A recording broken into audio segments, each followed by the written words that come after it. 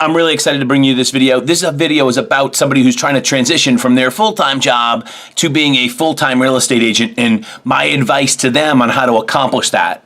This video is not about fancy editing or presentation or anything about it. In fact, you'd probably be better off just listening to it rather than actually watching it. I didn't even shave to make this intro. Nothing about this is visual. It's all the substance of this phone call that I had with this person who wants, again, to quit their job and work as a full-time real estate agent. Maybe you'll learn something. I hope so.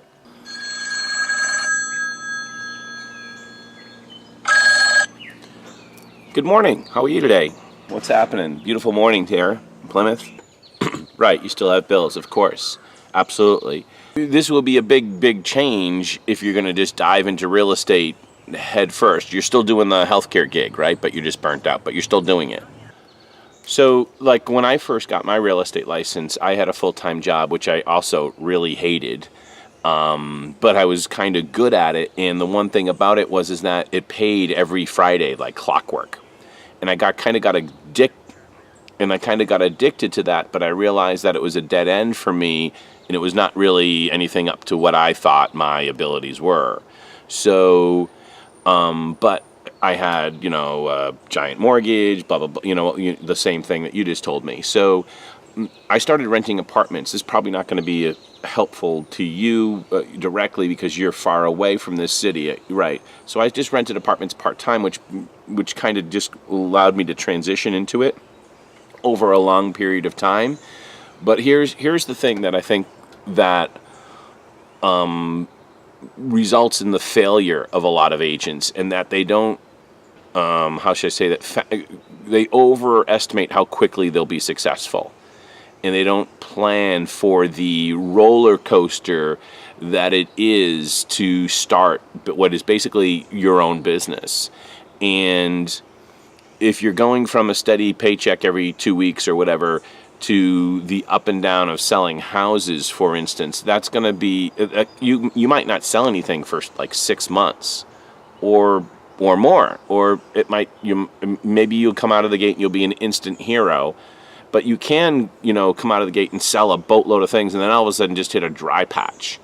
So really being very analytical, sitting down at the kitchen counter or the kitchen table with your numbers and saying to yourself, okay, how do I want to do this? How much savings do I have? What is my minimum that I've got to make every month in order to make myself feel comfortable?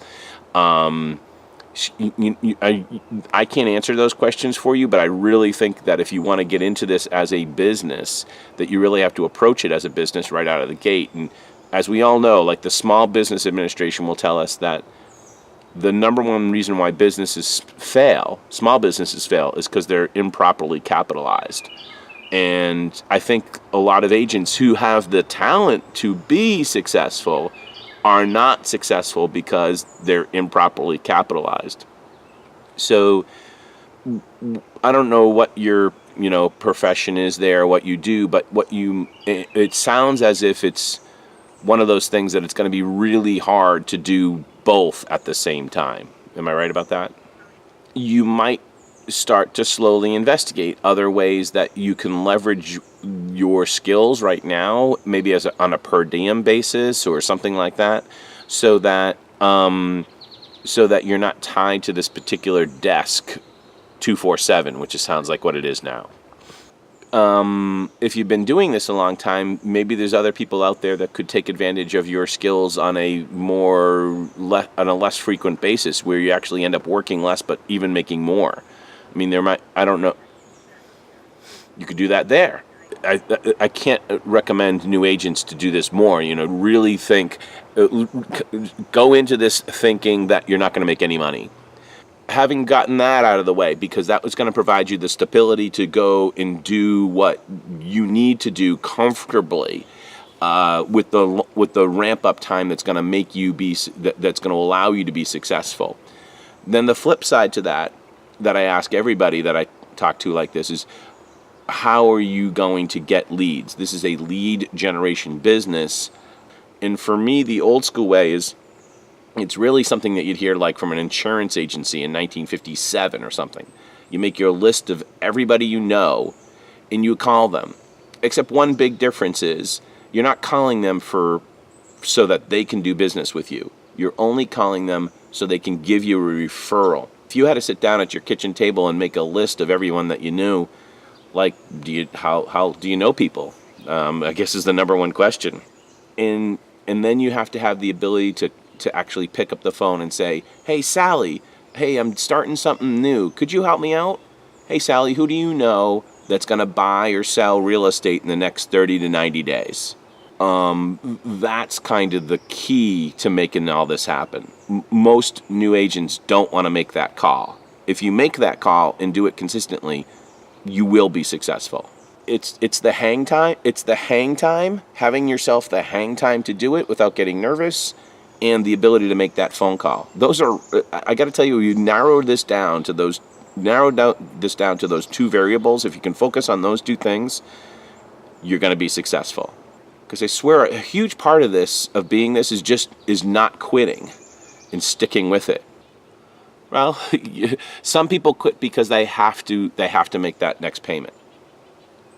You know, they got to make the mortgage. So giving yourself the somehow working it out so that you have the freedom to do both for some period of time is the key. It's not difficult at all. It's not difficult to get hired by an agency. And here's the secret, is that they're not hiring you, you're hiring them. Because pretty much every agency is going to hire you. Every agency is going to hire you. Or just about every agency is going to hire you. You know, there are some luxury agencies that won't hire you because you don't have experience, selling multi-million-dollar homes or something. But pretty much every agency is going to hire you. So in that playing field, you're actually hiring the agency. And so, and it's not a job. You're not getting a job. You're looking for an opportunity. It's a completely different dynamic. And there really has to be a match that works for both you and them on an equal footing. It's not like you're looking for a job and they're going to pay you and you're a cost. You're not a cost center, you're a profit center. And consequently, you're more looking for a partnership than a job. So I would go out and interview with, I would make it worth your while. Go out, it's going to pay off. I would go out and interview with like 5 agencies so that, and then, well, not only the best, but just see who you like, see who's ethical, all those types of things, all those intangibles. Is find the fit that is going to work for you. It's not always going to be the glamorous office on Main Street with the big, window. That might be the right fit for you, but it might be some small little agency on a side street with 3 people too. So it really depends upon what you think is the right fit.